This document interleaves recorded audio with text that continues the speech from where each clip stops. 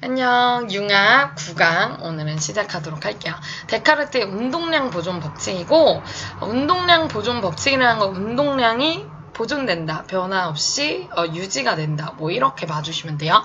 데카르트라는 이 사람은 우리가 사실 이제 비문학에서는 철학자로서 되게 많이 알려진 분인데, 이제 과학도 이렇게 연구를 하신 분이래요. 그래서 여러분들 데카르트의 운동량 보존 법칙 한번 같이 보도록 할게요.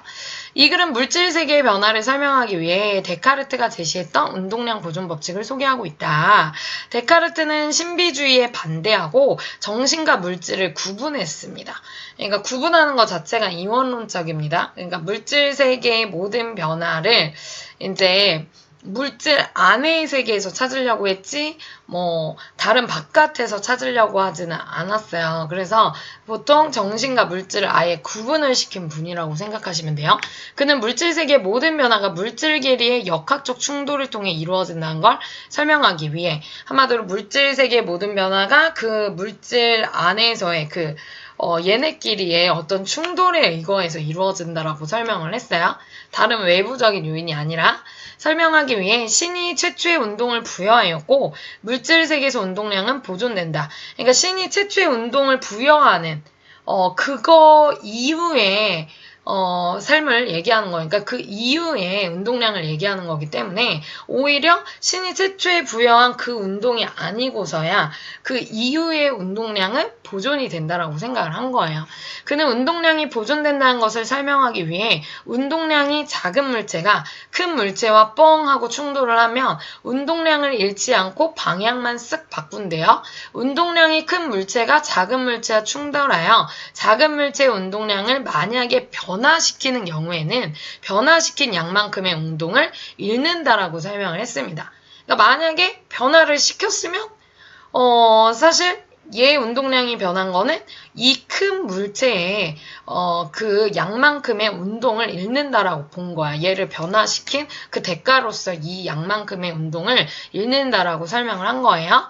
데카르트가 이야기한 운동량은 뉴턴의 운동량과 비슷한 개념이긴 하지만 방향을 가지지 않은 스칼라 양이라는 점에서 누가요? 데카르트가 주장한 이 운동량은 방향을 가지지 않은 스칼라 양이라는 특징이 있대요. 그래서 이런 점에서 차이가 있다. 그럼 뉴턴은 방향을 가지고 있다라고 봐야 되겠죠. 그쵸? 그의 의견은 실제 정량적인 실험 결과들과 부합하지 않은 것이 많지만, 그러니까 정량이라는 건 수적으로, 어떤 양적으로 표현하는 걸 의미하는데, 그런 결과들과는 맞지 않대. 뭐가? 데카르트의 의견이. 그렇지만 물체는 같은 상태를 유지하려고 하며 운동량은 보존이 된다라는 그 아이디어는 뉴턴이 역학의 법칙을 수립하는데 기초가 되었다. 즉 한마디로 마지막 부분에서는 데카르트의 운동량 보존 법칙에 의의가 나와 있는 겁니다. 그쵸? 자, 1문단부터 볼게요. 17세기 초 유럽 사회에서는 인간의 이성과 감각의 한계를 자각하면서 인간의 능력으로 알 수 없는 것이 되게 많고 인간이 만든 지식들도 그 근거가 희박하다라는 생각이 널리 퍼져 있다. 이걸 이제 지적 위기라고 볼 수가 있어요. 결국은 인간의 능력만으로 우리가 접근하지 못하는 근거를 내지 못하는 게 있다라고 보는 게 이제 일반적인 17세기 초에 어떠한 그런 사람들의 생각이었대요. 근데 데카르트는 이러한 지적 위기에 대응하기 위해 확고한 지식의 근거를 밝히려고 노력을 했고, 그리고 그때 이제 널리 알려진 신비주의를 극복하려고 노력을 했다라는 거예요. 그러면 신비주의를 극복하려고 노력했다라는 건 신비주의의 어떠한 한계 혹은 신비주의의 어떠한 특징과는 좀 상반되는 그러한 의견을 펼쳤다라고 볼 수 있는데, 그럼 신비주의의 특징은 뭐냐? 밑에 나와 있죠. 신비주의는 물질 세계에서 변화를 일으키는 비물질적 원인과 영향을 상정, 뭔가 가정에서 단정짓고 이를 인간의 지적 능력이나 감각으로 해명할 수 없다라고 보았다. 그러니까 한마디로 지적 한계, 우리가 지적 위기가 있다라고 본 거예요. 그래서 비물질적인 원인과 영향을 탐구의 영역 밖이라 생각함으로써 지적 한계를 설정해 놓았던 것이다. 그러니까 한마디로 우리가 설명할 수 없는 비물질적인 원인이 있기 때문에 그건 우리의 지적 한계다라고 지적을 한 게 신비주의자들입니다. 근데 데카르트는 아니다. 우리는 그 근거를 밝힐 수 있다. 우리가 이 물질 세계 안에서 일어나는 일을 나름대로 우리는 뭐 할 수 있다? 생각할 수 있다. 그쵸? 그래서 실제로 데카르트가 주장한 게 그거였잖아. 회의론. 나는 생각한다. 고로 나는 존재한다. 그치? 그래서 인간의 생각으로 충분히 그 안에서의 어떤 원인을 우리가 찾을 수 있다라고 본 거예요. 그래서 신비주의 주장에 반하는 그러한 데카르트의 주장. 그쵸? 17세기 지적 위기와 데카르트의 대응이라고 봐주시면 되겠습니다. 자, 이 문단 가볼게요. 데카르트는 신비주의를 극복하기 위하여 비물질적인 존재인 정신과 그 다음 공간의 일부분을 차지하는 존재인 물질을 아예 구분시켰어. 예, 구분 짓는 거 이원론이라고 하잖아. 그치? 그러니까 아예 얘와 얘는 이제 별개야. 이렇게 본 거야. 그는 정신과 물질은 상반되는 속성을 가지므로 공유점을 갖지 않으며 하나에서 다른 하나가 파생될 수 없다라고 생각을 했어요. 파생이라는 거는 사물이 어떤 근원으로부터 갈라져 나와 생기는 거. 그쵸? 그러니까 한마디로 정신과 물질은 그렇게 파생될 수 없어. 왜냐면 아예 뿌리부터가 다르거든. 그러니까 완전 상반되는 속성을 가지고 있기 때문에 어떤 공유점, 그런 뿌리를 같이 갖고 있는 것도 아니라고 본 거예요. 그러니까 완전 분리를 시킨 거죠. 또한 정신의 존재는 인정하지만 그것이 물질 세계에 영향을 미칠 수는 없다라고 본 거야. 그러니까 정신은 정신인 거고 물질은 물질인 거야. 아예 별개로 본 거예요. 얘가 얘에 영향을 미친다라고 생각하지는 않았습니다. 그쵸? 그래서 물질 세계의 변화는 오로지 물질의 상호작용에 의해 유발된다라고 본 겁니다. 물질 세계의 변화는 오로지 이 물질 세계 안에 있는 물질들의 서로 상호작용에 의해 유발된다라고 본 거예요.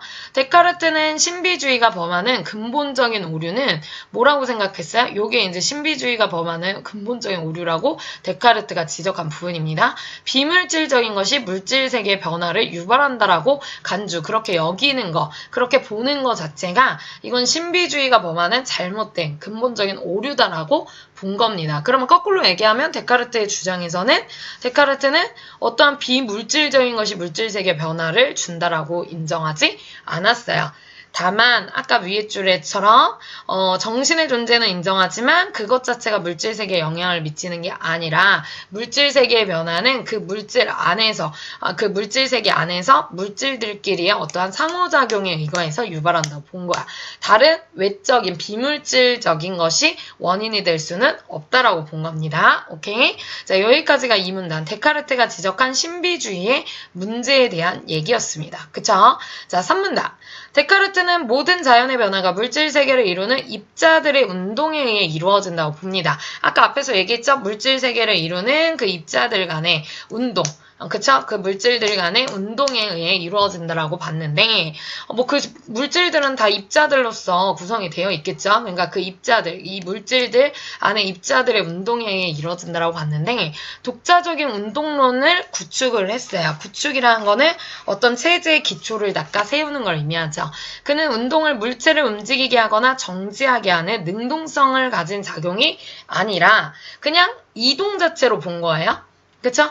얘가 뭔가 운동이라는 것 자체가 이 물체를 막 움직이게 하는 혹은 딱 정지하게 하는 그러한 능동성을 가진 작용이 아니라 이 운동 자체는 그냥 이동하는 그러한 특징으로만 본 거예요. 그는 신이 물질 세계를 창조하고 입자들의 최초의 이동과 정지를 이미 부여를 했고 그 이후에 그러한 운동의 상태를 유지한다라고 본 거예요. 그러니까 결국은 신이라는 존재가 이미 이 물질 세계를 창조하고 입자들의 최초의 이동과 정지를 이미 부여해 놓은 상태라고 본 거죠. 그래서 그 손을 딱 떼었을 때 그 입자들은 같은 운동 상태를 유지하려 한다. 이렇게 본 거예요. 최초의 작용 이후에 물질 세계의 변화는 그럼 최초의 작용은 뭐예요? 바로 위에서 신이 했다라는 그 최초의 이동과 정지. 그쵸? 그래서 최초의 작용 이후에 물질 세계의 변화는 오로지 입자들의 이동과 충돌에 의해 이루어진다는 것이었다. 그쵸? 그러니까 한마디로 데카르트는 요 범위, 물질 세계 안에서의 이 입자들의 이동, 그쵸? 이걸 아까 이동이라고 본다고 그랬죠? 이동과 충돌에 의해 이루어진다라고 본 거죠.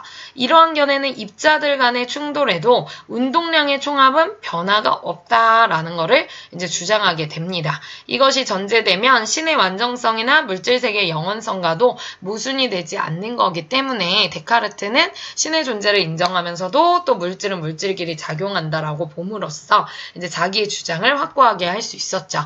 그래서 데카르트가 제시한 운동론에 대한 거였습니다. 4문답.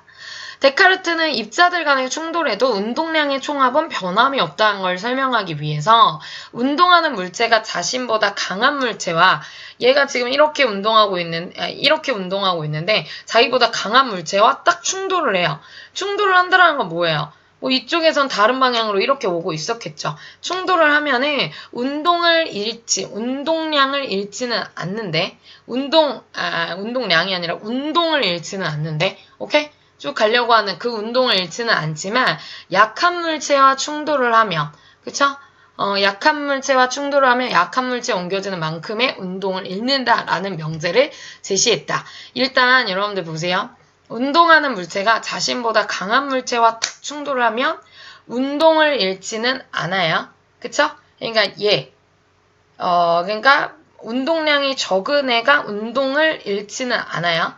다만 약한 물체와 충돌을 하면은 약한 물체에 옮겨지는 만큼의 운동을 얘는 잃게 돼요. 오케이? 그러니까 한마디로 지금 자기보다 큰 애랑 만나느냐 적은 애랑 만나느냐 큰 애와 적은 애와 충돌을 했을 때 무슨 일이 있느냐 그걸 보는 거야. 자, 여기에서 강한 것은 질량이 크거나 속력이 빨라서 운동량이 큰 것을 말합니다. 그러니까 이거 자체의 질량이 크거나 아니면은 속력이 엄청 빨라서 운동량이 큰 거를 의미한대요. 그러면 데카르트에 따르면 운동량이 작은 물체가 A라고 쳐봅시다. 그쵸? 얘가 큰 물체 B와 충돌을 착 합니다. 그럼 얘가 이제 더 지금 운동량이 큰 애예요. 얘는 적은 애예요. 그러면 B와 충돌을 착 하면 A는 B를 이겨낼 수가 당연히 없겠지. 왜냐면 얘가 더 운동량이 적으니까 깨갱할 거 아니야. 그러면 이 A는 운동의 방향을 바꾼대요. 왜냐면 어차피 얘를 못 이기거든. 그럼 약간 튕기는 것 같은 그런 느낌이겠죠. 그쵸? 그러면 운동의 방향을 바꾸게 된다. 반면 B는 운동량이 작은 물체를 이겨내. 그치? 이겨낼 수 있기 때문에 얘 자체로서는 방향이 계속 이쪽을 향해 있었다면 이 방향성과 운동량은 계속 유지하는 거예요. 어차피 꺾이는 애는 방향을 바꾸는 애는 이 A니까. 그러면 결국은 두 물체 모두 운동량을 뭐하기 때문에 유지한다라고 볼 수 있죠. 왜냐면 A 같은 경우는 운동의 방향만 바꾼다라고 얘기를 했기 때문에 그쵸? 그리고 얘는 방향도 안 바꾸고 운동량도 역시 안 바꿔. 그치? 얘는 방향만 바꾸고 운동량 그대로야. 얘는 방향도 운동량도 안 바꿔. 그렇기 때문에 결과적으로 두 물체 모두 운동량을 유지한다라고 볼 수 있죠. 자기들의 운동량. 그래서 그럼 자기들의 각각의 운동량을 유지한다라고 치면은 이 운동량끼리의 총합은 변화가 없는 겁니다. 자, 그런데 말이죠. A, B가 같은 방향으로 이렇게 운동을 하고 있다라고 쳐볼게요. 근데 B가 속력이 엄청 빠른 거야. 빠를 때는 이것과 좀 다른 양상이 나타날 수 있대요. 왜냐면 B는 운동을 유지하려고 해도 A에 맡겨서 속력을 유지할 수가 없는 거야. 그치? 이제 얘네가 같은 방향 운동을 하고 있지만 B가 속력이 빨라서 이제 얘를 앞질러야 되는데 얘 때문에 지금 속력을 유지할 수 없게 돼요. 그럼 B는 속력의 일부를 A에 전달을 해버려요. 그리고 결국 두 물체의 속력은 같아지게 됩니다. 이때도 A, B 각각의 운동량에는 변화가 있니 없니? 당연히 있죠. 변화는 있죠. 얘네끼리는. 그쵸? 운동량의 총합은 그러나 변화가 없대요. 오케이? 그러니까 지금 보면은 그러면 속력은 B는 A에게 전달을 한 거니까 어때? 줄 수 있겠고 A는 얘에게 그 속력을 받는 거니까 빨라지겠고 맞아요? 그러면 A, B 각각의 운동량에는 변화가 있을 수는 있지만 운동량의 총합 자체는 역시 변화가 없다라는 겁니다. 그래서 정리를 해보면 이와 같대요. 운동량이 작은 물체 A, 운동량이 큰 물체 B, 얘네들이 운동량이 다르다라고 했을 때 뻥하고 충돌을 할 때 지금 A 같은 경우는 자기가 질 것 같으니까 변화가 생기지만 얘는 변화가 없고 운동량에도 변화가 없고 A는 방향만 바뀌고 변화량은 없습니다. 운동량 총합은 두 물체 모두 운동량이 유지되기 때문에 결과적으로 운동량 총합에는 변화가 없죠. 자, 근데 같은 방향으로 운동을 한다라고 했을 때 속력이 만약에 B가 더 빠르다라고 친다면, 그쵸? 같은 방향으로 운동을 하는데 B가 속력이 더 빠르다라고 한다면 A 운동량이 작은 물체, B 운동량이 큰 물체가 어떻게 합니까? 속도를 일부, 속력 일부를 A에 전달한다고 했잖아. 그래서 두 물체의 속력은 같아진다. 그럼 결국은 A, B 각각의 속력의 이전과는 달라지는 셈이죠. 물론 방향이나 운동량은 방향은 크게 변화가 없고 운동량에는 변화가 생길 수 있겠죠. 그쵸? 그렇다면 왜냐면 속도가 빨라지고 적어지는 부분들이 있으니까 그렇게 되면은 결과적으로 지금 얘는 변화가 방향성엔 변화가 없고 운동량엔 변화가 있고 그리고 속도 부분에서는 지금 B는 속력이 줄고 A의 속력이 더 붙을 수 있죠. 그래서 두 개가 속력이 같아지는 셈인 거니까 한마디로 운동량 총합은 A, B 총합은 결국 변화가 없다. 이렇게 볼 수 있다는 거죠. 그쵸? 그래서 데카르트의 운동론에 따른 충돌 법칙이라고 볼 수가 있겠습니다. 그쵸? 5문단 가볼게요. 데카르트의 운동량 개념은 물체의 질량과 속력의 곱으로 질량 곱하기 속력, 그쵸? 이렇게 볼 수 있는데, 그게 이제 데카르트의 운동량 개념이고, 뉴턴의 운동량 개념은 질량과 속도의 곱으로 표현이 되는 겁니다. 그쵸? 그러니까 한마디로 속력이냐 속도냐 그 차이예요. 그렇지만 뉴턴은 속력 대신 벡터 양인 뭐를 속도를 사용하여 방향성을 고려한다라고 했어요. 그러니까 한마디로 데카르트나 뉴턴이나 두 개 다 뭔가 비슷한 운동량 개념인 듯한 느낌은 있지만 지금 속력이냐 속도의 차이니까 특히 뉴턴은 벡터향인 속도를 사용하여 방향성을 고려한 반면 데카르트는 방향이 운동의 본질이라고 보지 않은 거예요. 그래서 아까 뭐 스칼라향인가 그걸로 봤다라고 얘기를 했잖아. 그치? 그러니까 차이가 있어요. 그러니까 방향을 인정하느냐 안 하느냐 방향을 고려하느냐 안 하느냐 그 차이예요. 자, 예를 들면 가령 질량과 속력이 같은 두 물체가 1차원에서 완전 탄성 충돌을 한다라고 할 때 탄성이라는 건 뭐니? 탄성, 힘을 가했을 때 변화였다가 본디 상태로 되돌아가는 거. 그쵸? 그래서 두 물체가 완전 탄성 충돌을 한다라고 할 때 데카르트는 방향성이 없는 스칼라 양으로만 운동량을 정의했기 때문에 각각의 운동량을 A라고 하면 운동량의 총합은 2A가 된다. 두 물체는 충돌 후 각각 반대 방향으로 운동하게 되는데 충돌 후에 반대 방향으로 운동하게 되는데 운동량의 총합은 2A로 변화가 없다라고 보는 거예요. 반면 뉴턴 역학에서는 두 물체의 방향이 아예 애초에 얘네는 반대이므로 그쵸? 그러니까 데카르트는 방향성이 없게 받고 얘네는 아예 두 물체의 방향이 반대이므로 운동량을 각각 플러스 A, 마이너스 A, 얘도 플러스 A, 마이너스 A, 얘도 플러스 A, 마이너스 A. 두 물체는 충돌 후에 각각 마이너스 A, 플러스 A의 운동량을 가지며 충돌 전후의 운동량의 총합은 모두 0으로 변화가 없다라고 본 거죠. 이 경우는 수치상의 차이가 있지만 데카르트의 설명이 뉴턴과 크게 다르지 않은 것 같아요. 왜냐면 결과적인 거는 어쨌든 운동량의 총합에 변화가 없구나 이렇게 보는 거예요. 그런데 질량이 1m 같고 질량이 1m으로 같고 속력이 각각 2V 그쵸? 2V, 4V 이 용어는 여러분들이 더 잘 아니까 뭐 속력 표시인지 질량 표시인지 인 두 물체가 1차원에서 완전 탄성 충돌을 할 때를 생각해 보자. 그러면 잘 봐. 질량은 같은데 속력이 다른 두 물체가 완전 탄성 충돌을 할 때를 생각해 보자. 데카르트의 설명으로는 두 물체는 충돌 후에 각각 3V의 속력을 가지며 같은 방향으로 움직이게 된다라고 본 거예요. 자, 그런데 뉴턴이 밝혀낸 에너지 보존 법칙에 의하면 물체의 운동 에너지는 질량 곱하기 속력 제곱근, 그쵸? 얘를 2로서 같이 나눈 것으로 나타낼 수 있으며 이 에너지는 보존이 된다.